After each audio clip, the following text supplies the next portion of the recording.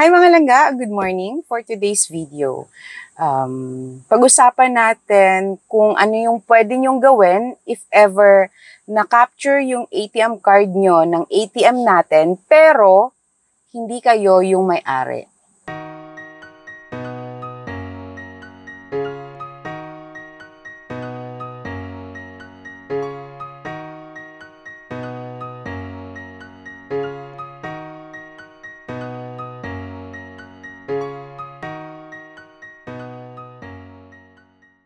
Okay mga langga, actually napag-usaan na ano ko na to sa previous video ko. Pero sa mga nagtatanong pa din, siguro kasi tinatamad mag-browse dun sa or ng video.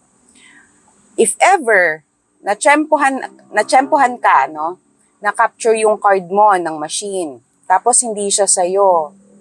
Kapag yung may-ari is nandito lang sa Pilipinas, pwede kang magtanong or pwede yung account holder magtanong sa bangko mo kahit sa phone lang or whatever kung pwede yung authorization letter. Kung pwede, much better. Pero kung hindi, siya talaga yung pupunta sa branch or siya talaga yung magre-request for the retrieval ng ATM card.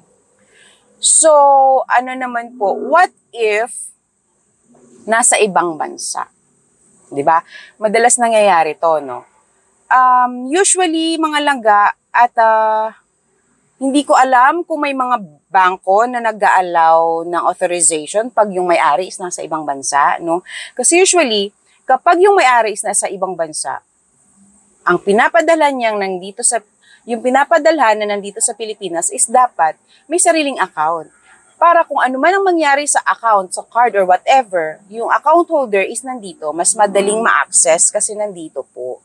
So, hindi po pinopromote ng bangko na ipagamit sa ibang tao yung account na nakapangalan sa'yo. Okay? Sige, sabihin na natin kasi daming reasons kung bakit hindi makapag-open yung beneficiary mo or yung pinapadalhan mo, kailangan yun.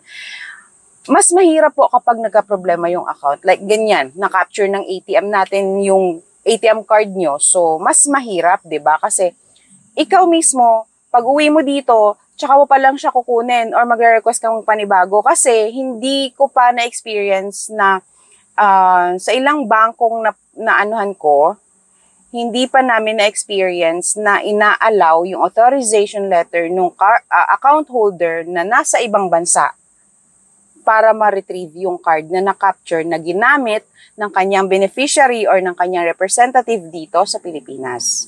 Okay, malinaw po? Uulitin ko kasi baka mamaya tanungin niyo ulit ako.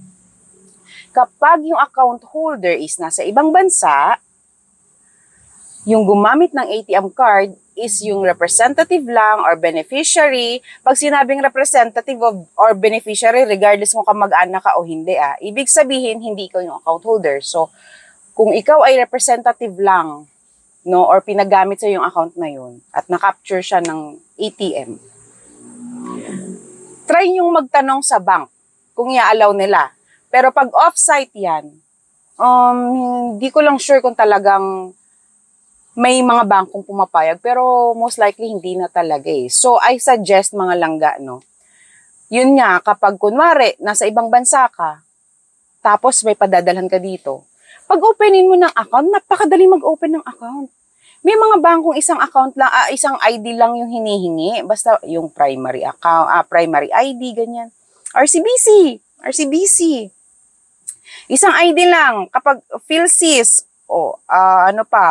driver's license, passport, kuha na lang kayo ng ID. Hindi naman natin pwede i-reason out na walang ID, kaya paano makakapag-open? Syempre naman, kailangan i-open for your convenience din naman yan, di ba mga langga? So, kung wala kang may provide na ID, wala din mai-provide na account sa'yo, just give and take. Ganun lang naman yun. Gawan mo ng paraan makakuha ng ID para matulungan ka ng bangko maka-open ng account kasi walang bangkong ayaw na mag-open kayo ng account sa kanila. Okay? Basta kompleto yung ID, kompleto yung requirements, hindi kayo nila i-reject kasi gusto ng mga bangkong mag-open kayo ng account sa kanila. Okay, sana malinaw mga langga. Iwasan na yung mga tanong-tanong dyan kasi sana nasagot na ng video na to. Kasi yung iba, sabi ko sa'yo, tinatamad tinatamad manood eh. Basta na lang.